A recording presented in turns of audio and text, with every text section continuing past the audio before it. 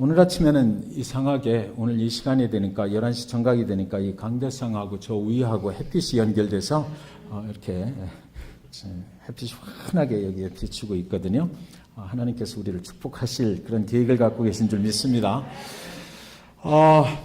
창세기 37장부터는 요셉의 이야기가 나옵니다. 여러분들이 아주 그 창세기 하면 요셉의 이야기를 잘 아실 텐데 그 유명한 요셉의 이야기가 이제 앞으로 계속될 것입니다. 차클린 디프레라는 사람이 있습니다. 이 사람은 영국의 옥스포드에서 살았던 아주 유명한 첼리스트입니다.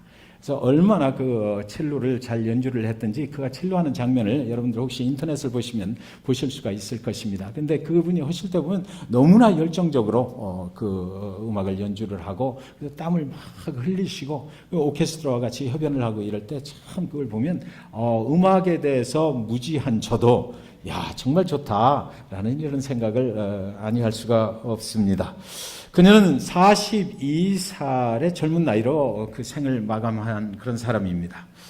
그녀가 어느 날 오케스트라 협연을 하고 있는데 첼로를 막 이렇게 연주를 하고 있는데 갑자기 그의 손과 손목이 굳어버리는 것입니다. 신경이 마비가 돼버리는 것이에요. 그래서 이제 그 협연을 간신히 마치고 그리고 나서 의사를 봤더니 의사가 뭐라고 진단을 하냐면 다발성 경화증이다 이렇게 진단을 했는데 그때 그의 나이가 28살 때였습니다. 첼리스트에게는 아주 치명적인 병이 이제 발병이 한 것이죠. 그런데 발병을 한 지 1년이 지난 뒤에 의사가 또 말합니다. 도저히 고칠 수가 없을 것이다. 이 병은 도저히 가망이 없는 병입니다라고 말했어요. 그런데 어느 날 그런 가운데서 소망이 없이 지내고 있던 어느 날 잠을 딱 깨고 나니까 아침에 잠을 딱 깨고 났는데 그녀가 딱 느꼈는데 손목이 움직이기 시작하고 손가락이 움직이는 것입니다. 완전하게 회복이 된 그런 느낌이 들었습니다. 그래서 그녀가 그때 생각한 것이 뭐냐면 내가 지금 그 연주를 좀 해서 녹음으로 좀 만들어야 되겠다. 내가 이렇게 손이 돌아왔으니까 손목이 움직이기 시작하고 손발이 완전하게 회복이 됐으니까 이때 내가 그동안 하고 싶었던 그런 연주를 해야 되겠다. 그래서 사람들을 불러 모으고 그래서 녹음을 하는 것입니다. 그래서 그때 몇 곡인가 4곡 정도를 아주 그 최선을 다해서 열정적으로 그것을 연주를 하고 녹음을 만들어 놨던 것이죠. 그가 그때 녹음을 했던 그것들은 지금까지도 여러 수많은 사람들의 심금을 울리는 그런 음악으로 남아있게 된 것입니다. 그런데 그때 주변에 있는 사람들이 그렇게 물었어요. 왜 그렇게 열심히 하느냐? 이제 손과 손목이 다 제대로 돌아왔으니까 앞으로 시간이 있지 않느냐? 천천히 해도 될 텐데 왜 그렇게 서둘러 그 일을 하려고 하는 겁니까? 이렇게 물었더니 그 여인이 대답하기를 이런 날이 얼마나 이어질지 알 수가 없잖아요. 이렇게 대답했어요. 그리고 정말 그녀가 말했던 것처럼 4일 후에 그 4곡을 다 녹음을 마치고 난 후 4일 후에 다시 그는 다발성 경화증이 도져서 손과 손목을 움직이지 못하고 결국 그렇게 하다가 42살의 젊은 나이로 세상을 떠나게 됐던 것입니다. 만약에 여러분에게 저와 여러분에게 4일이라는 건강하게 살 수 있는 시간이 4일밖에 남지 않았다 그러면 여러분들은 무엇을 그 4일 동안 하시겠습니까? 오늘과 같이 건강한 모습으로 예배할 수 있는 날이 얼마나 이어질지 우리는 알 수 없잖아요. 오늘과 같은 이런 날이 설마 우리에게 영원까지 계속되리라고 그렇게 생각하시는 분은 우리 중에는 아무도 안 계시지 않습니까? 만약에 4일만이 저와 여러분에게 이 땅에서 건강하게 살 수 있는 무엇인가 할 수 있는 그런 시간으로 우리에게 주어졌다면 저와 여러분은 오늘 무엇을 하기를 원하십니까? 저희 아내에게 오늘 아침에 이것을 물어봤어요. 당신은 무엇을 하길 원합니까? 그랬더니 4일 동안 예배만 하다 갔으면 좋겠대요. 여러분은 무엇을 하길 원하셔요? 그 4일 동안 하고 싶은 그 일이 어쩌면 정말 하나님께서 우리에게 정말 우리를 만드실 때 우리 각자에게 주신 그런 꿈이 아닐까? 그런 사명이 아닐까 그런 생각을 해보는 것입니다. 우리에게 정말 우리가 인생을 살면서 여러 가지로 내가 생각하는 내가 하나님을 잘 믿고 하나님의 뜻대로 살고 싶지만 그렇지 못하는 경우들이 너무나 많이 있잖아요. 그렇게 저렇게 세상에 어울려서 살 수밖에 없는 우리의 인생이 이제 건강하게 살 수 있는 기간이 딱 4일만 주어졌다 했을 때 그때 우리는 하나님이 과연 나에게 어떤 인생을 살라고 하셨을까 그것을 생각해야만 될 거예요. 그리고 그동안 하지 못했던 정말 하나님을 위해서 하고 싶었던 그 일을 그 4일 동안 하려고 하지 않을까요? 하나님이 나를 만드실 때 주셨던 그 꿈이 무엇인가? 우리는 그 4일 동안에 분명히 발견을 하고 그것을 하고 그리고 나서 그 4일을 보내게 되지 않을까 그런 생각을 해보게 되는 것입니다. 오늘은 하나님이 주신 꿈을 가지고 살았던 한 사람의 이야기예요. 그 사람의 이름이 요셉입니다. 요셉은 아주 특별한 사람이었죠. 특별한 이유가 두 가지가 있습니다. 첫 번째 이유는 그는 아버지의 사랑을 엄청나게 받았던 사람이에요. 그에게 12형제들이 있었는데 그랬는데 그 중에서 요셉만 아주 아버지의 특별한 사랑을 받았던 것입니다. 그 이유는 성경에 다 이제 기록이 되어 있으니까 읽어보시면 되겠습니다. 아주 그 집안에서 다른 형제들보다도 특별한 사랑을 아버지로부터 받았던 그런 사람이에요. 그런데 그 사랑 때문에 특별하게 자기만 사랑하는 아버지의 그 사랑을 받고 자랐기 때문에 그는 다른 형제들로부터 미움과 시기와 질투를 엄청나게 받았다. 성경은 이렇게 기록하고 있고요. 두 번째 그 이유는 요셉은 하나님의 특별한 사랑을 또 받은 사람이었습니다. 12명의 형제들 가운데 하나님이 주신 꿈을 가진 사람은 바로 요셉 하나뿐이었거든요. 하나님이 그에게 꿈을 주셨다라는 것이 그 형제들에게 알려지는 순간 그는 또 형제들로부터 무척 미움과 질투와 시기를 받을 수밖에 없었어요. 그 당시에는 하나님의 꿈을 가졌다라는 그것은 바로 하나님께서 직통으로 너에게 계시를 하셨다. 그런 거기 때문에 그 꿈이 굉장히 중요하다라고 모두가 생각을 했던 그런 시절입니다. 요셉은 하나님의 계시를 받은 그 가정에 유일한 사람이 됐던 것이지요. 하나님의 특별한 사랑과 또 아버지의 특별한 사랑을 받았던 사람입니다. 하나님이 주신 꿈을 꾼 사람들은 하나님 앞에 위대하게 쓰임을 받습니다. 아브라함도 그랬고 이삭도 그랬고 모세도 그렇고 여호수아도 그렇고 하나님이 주신 사명, 하나님의 주신 꿈을 갖고 사는 사람들은 하나님 앞에 그 위대한 하나님의 일을 이루면서 살게 되어 있어요. 그것을 특별한 부르심이라고 우리는 말하는 것입니다. 예수님의 제자들도 그랬고 사도 바울도 그랬습니다. 저는 잭슨빌 중앙침례교회 성도님들 모두가 하나님이 주시는 꿈을 꾸시고요. 하나님의 위대한 일에 사용되시는 특별한 하나님의 백성이 되시기를 주님의 이름으로 간절히 축원드립니다. 예, 아멘. 크게 하셨습니다. 그런데 문제는 하나님의 꿈을 꾸는 사람은 세상으로부터 지독한 미움을 받는다는 것입니다. 37장 7절 8절에 보면 우리가 밭에서 곡식단을 묶더니 내 단은 일어서고 당신들의 단은 내 단을 둘러서서 절하더이다. 그의 형들이 그에게 이르되 네가 참으로 우리의 왕이 되겠느냐 참으로 우리를 다스리게 되겠느냐 하고 그의 꿈과 그의 말로 말미암아 그를 더욱 미워하더니 이렇게 되어 있습니다. 하나님이 그에게 주신 꿈은 너무나 선명했고 너무나 확실했던 것이에요. 그의 인생을 요셉의 인생을 통째로 사로잡아 버리고 말았어요. 말을 하지 않고는 배길 수가 없을 정도로 요셉의 머릿속에 각인이 됐던 것입니다.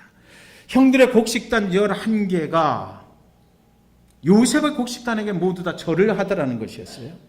그 꿈이 형들 앞에서 선포되는 순간 형들로부터 그는 더욱 미움을 받게 됐다. 아버지로부터 사랑을 받으니까 미워하게 됐던 것들이 이제 이 꿈까지 선포되니까 하나님이 나에게 이런 꿈을 주셔서 당신들은 나에게 모두 굴복을 하고 나에게 와서 절하게 될 것이다. 이것이 하나님의 뜻이다라고 말을 해버리니까 이 형들이 가만히 있을 리가 없죠.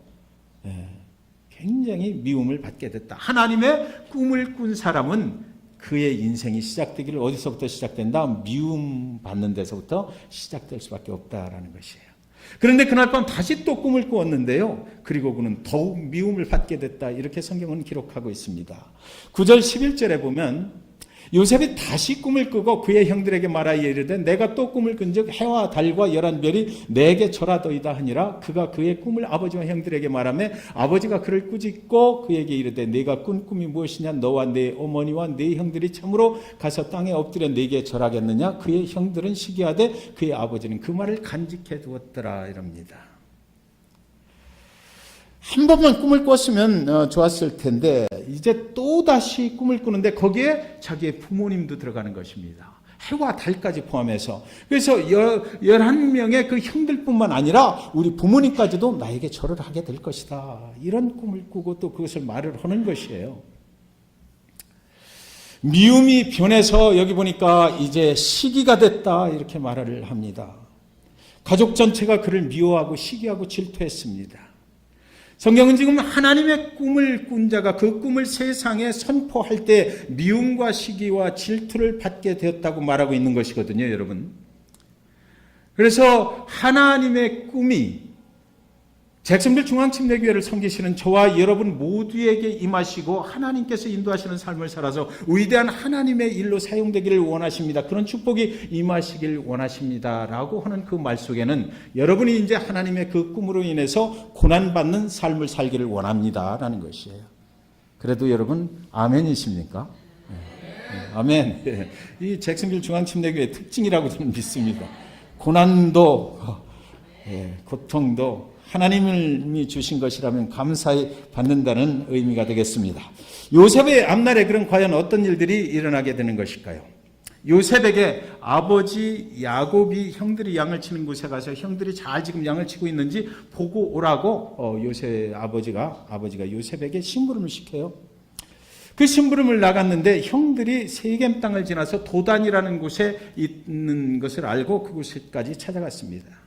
그래서 멀리서 그 형들이 이제 보니까 채색 옷을 입은 그 요셉이 오는 것입니다. 그를 발견했을 때 그들의 시기와 그 형들의 시기와 질투가 이제 분노로 변합니다. 그래서 저를 감쪽같이 죽여버리자고 결정을 하는 거예요. 자기 사랑하는 동생인데도 불구하고 그가 가까이 오자 붙잡아서 깊은 구덩이 속에 밀어 넣어버렸습니다. 37장 24절에 그를 잡아 구덩이에 던지니 그 구덩이는 빈 것이라 그 속에 물이 없었더라 이래요. 여기 그 빈 구덩이 속에 집어 던졌는데 그 구덩이 속에 물이 없다라는 것은 뭐입니까? 생명이 살 수 있는 구덩이가 아니다라는 거죠. 그 속에 물이 없으면 사람은 죽게 돼 있습니다.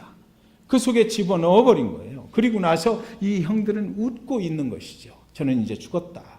도저히 나갈 방법이 없는 곳으로 분리를 시켜버린 것입니다. 구덩이는 하늘의 하나님만 바라볼 수 있는 것이에요.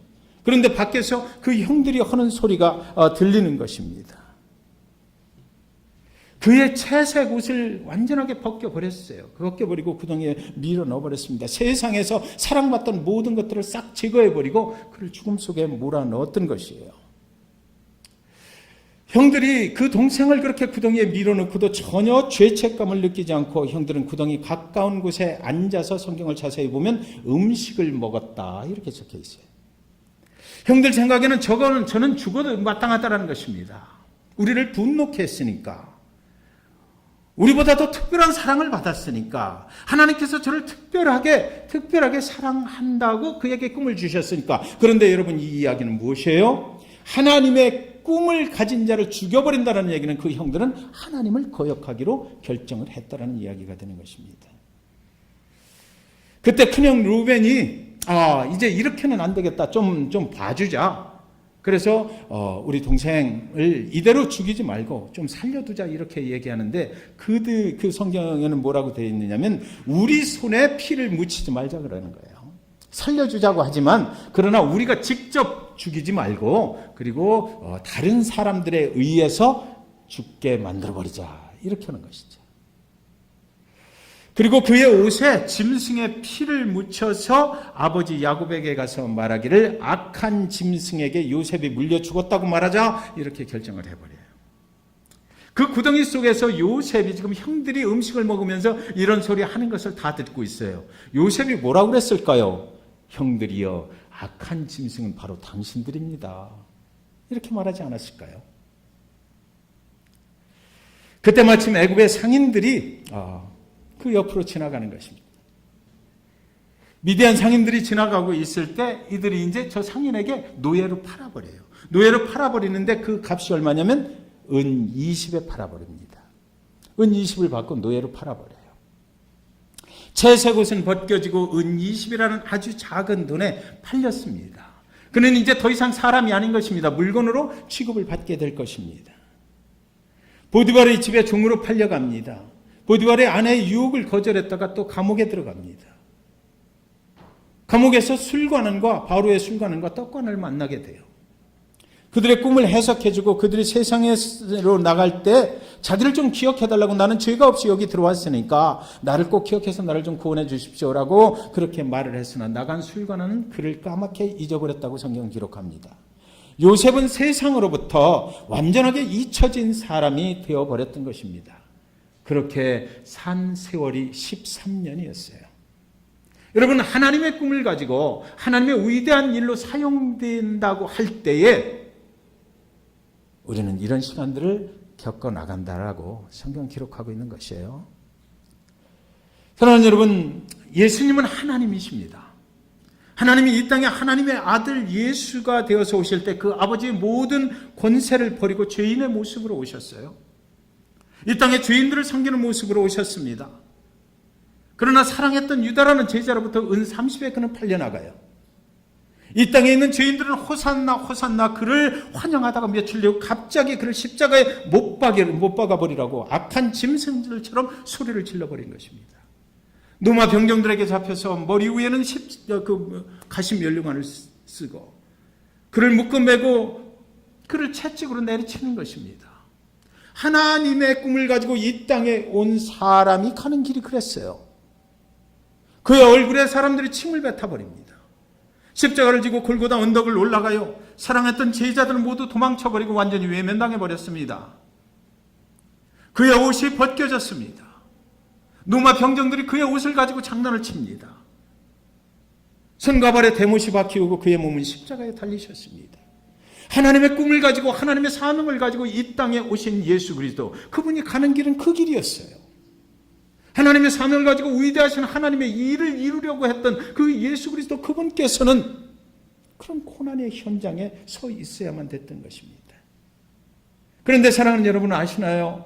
인간이 기대했던 메시아의 환상, 그렇죠? 인간이 기대했던 메시아는 우리를 도우실 것이다, 우리를 복되게 하실 것이다, 우리를 축복하게, 우리를 높은 자리로 올려줄 것이다. 십자가에 그 예수가 못 박히는 순간에 그런 꿈들은 모두 사라져버리고 말았어요. 그가 고난의 십자가, 그 고난의 채찍을 맞는 순간에 사람들이 생각할 때 저건 우리가 기대했던 그런 메시아가 아니라는 것이었죠. 그래서 그는 십자가에 못 박아버리라고 했던 거예요. 그러나 그가 죽으시고 부활하시는 순간에 하나님의 인류를 향한 꿈이 이루어진 것입니다. 하나님의 꿈이 이루어졌어요. 그러니까 인간이 기대하는 메시아에 대한 그 환상이 다 깨져버리는 순간 하나님의 꿈이 이루어졌다는 것입니다. 예수께 기대했던 그 인간의 꿈은 모두 산산조각이 나버린 후에, 그것이 다 깨져버린 후에, 그리고 나서 하나님의 꿈이 그때 이루어진 것이에요. 요셉의 인생이 박살이 나버렸어요. 13년 동안. 그가 정말로 그 가정에서 그 가족들 앞에 내가 꾼 꿈을 자랑할 때는 어떻겠습니까? 당신들 모두가 내 옆에 와서 절하는 날이 있을 것이다. 나는 당신들을 지배하는 자가 될 것이다. 세상에 요셉이 생각했던 그런 그 하나님이 주신 꿈, 그것의 결과가 완전히 산산조각이 나고 박살이 나버렸던 것이에요. 다시 일어설 수 없을 것처럼 평생 감옥에서 썩어야 될 것처럼 그렇게 잊혀져 버린 그런 사람이 되었습니다. 그런데 여러분, 인간이 생각하는 그 요셉의 꿈이 박살이 난 곳에서부터 이제 하나님의 꿈이 이루어지기 시작해요. 인간이 보기에 요셉은 끝난 인생이다, 너는 다시 일어설 수 없을 것이다 라고 하는 그 순간에 하나님의 꿈이 이제 그를 통해서 이루어지게 되는 것입니다. 하나님은 그가 그 고난의 현장에 있을 때 한 번도 그를 떠난 적이 없으셨어요. 그리고 하나님의 때와 시기가 됐을 때 하나님께서는 그때부터 그를 사용해서 일하시기 시작했다는 것이죠. 그러면 여러분, 성경의 기록을 잘 보니까 저는 새로운 한 가지 사실을 알게 됐어요.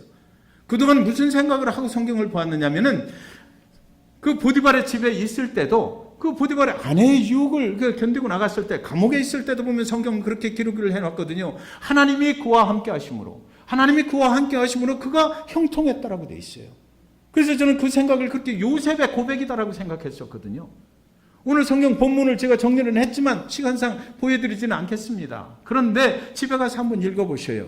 요셉의 고백이 아니에요. 그것은 요셉은 감옥 속에 있을 때, 요셉은 보디발의 집에 노예로 있을 때 얼마나 힘들고 어려웠겠어요. 하나님이 나와 함께 계신다는 생각을 할 수가 없을 정도로 그는 고난을 받았던 거예요. 그는 항상 아유 어려워. 왜 이렇게 어려운 거야? 내 인생이 왜 이래? 하나님이 주신 꿈 그건 어디 간 거야? 하나님이 왜 나를 그 꿈을 주시고 이렇게 괴롭히는 거야? 라고 생각했을 거예요. 요셉이 왜 저와 여러분과 똑같은 인간이었기 때문에요.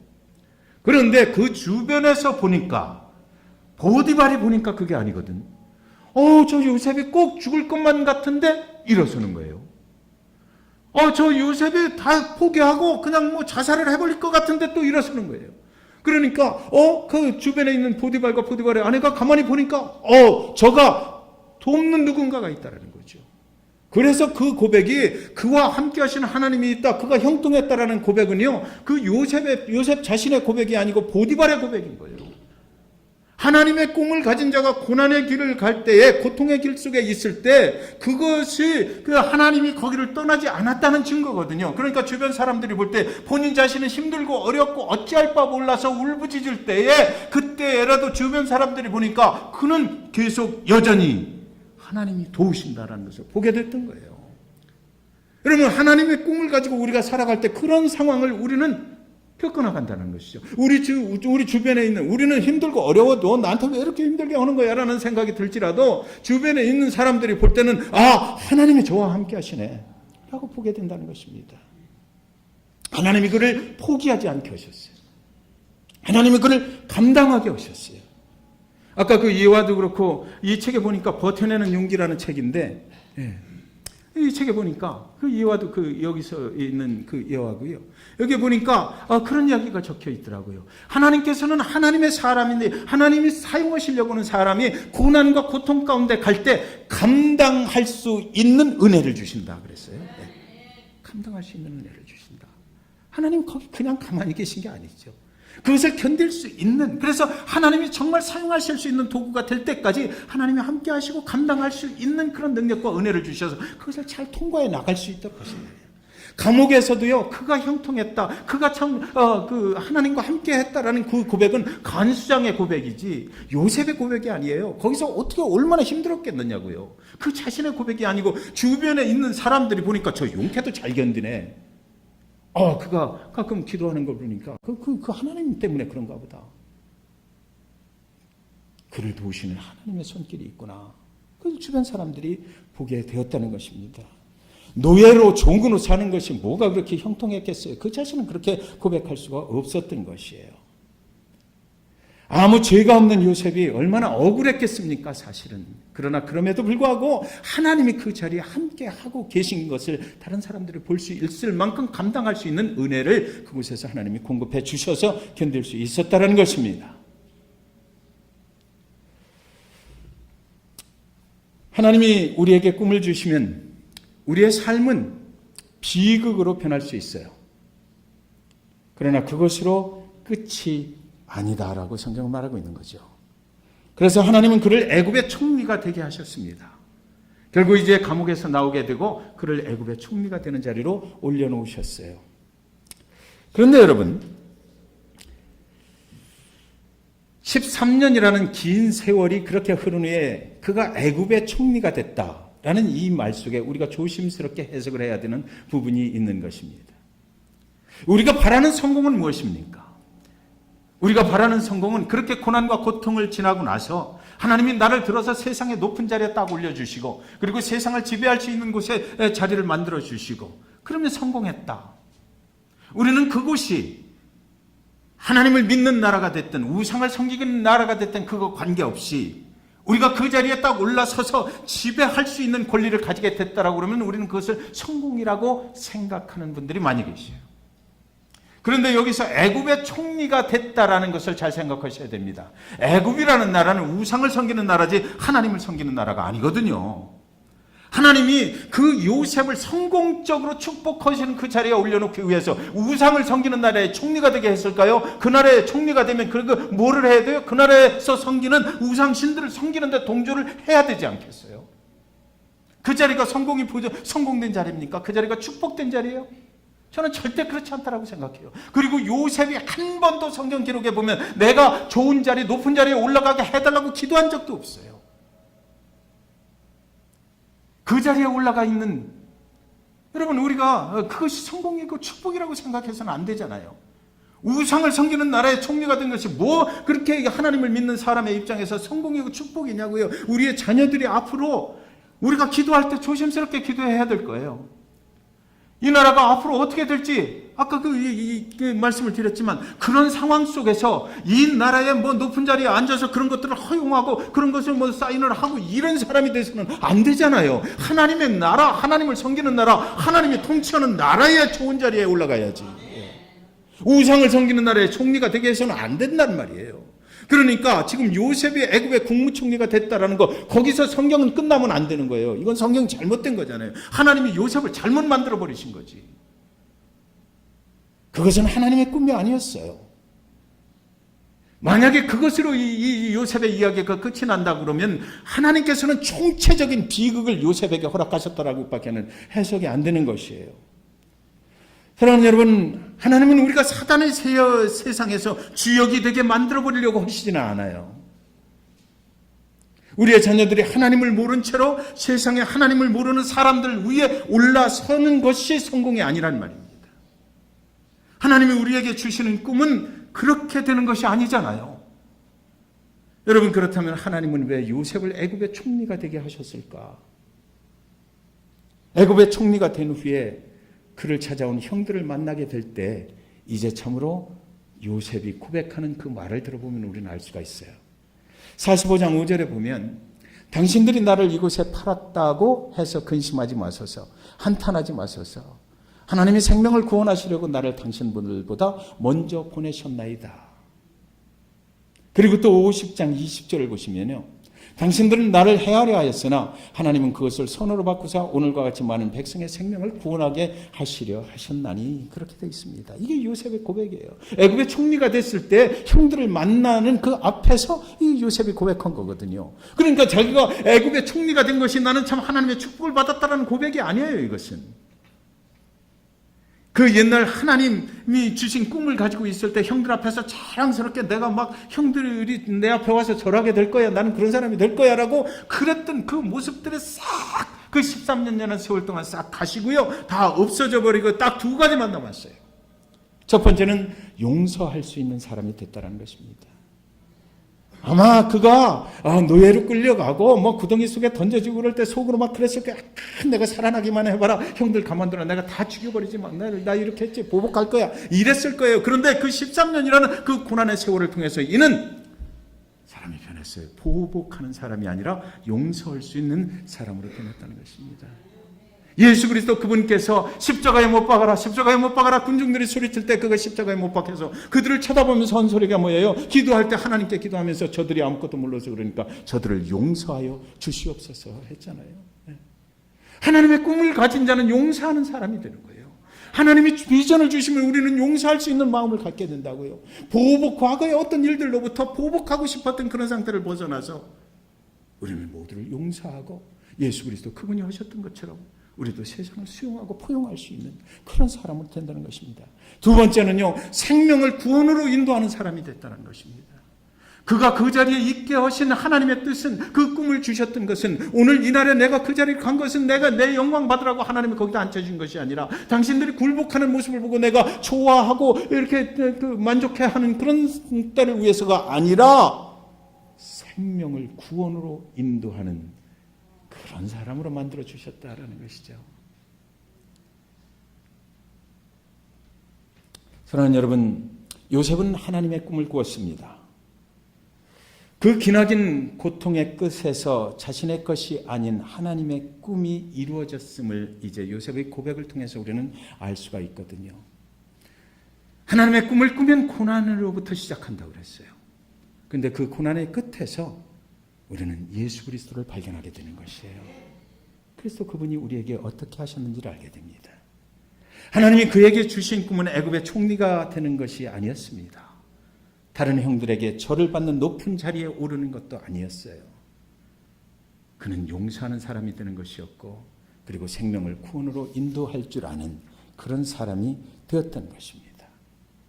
저는 오늘 이 설교를 준비하고 또 시작하면서 한 가지 질문을 여러분들에게 드렸습니다. 저에게도 마찬가지예요. 우리에게 건강하게 일할 수 있는 날이 딱 4일만 남았다고 그러면 과연 우리는 무엇을 할 것인가?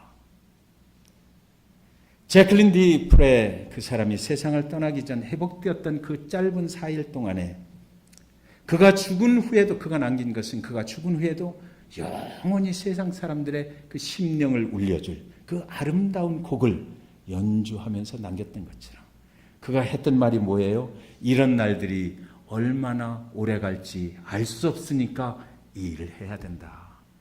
가장 중요한 일, 그 인생의 가장 중요한 일, 내가 이 세상에 태어난 이유를 증명할 수 있는 그런 일을 그녀는 했던 것이지요.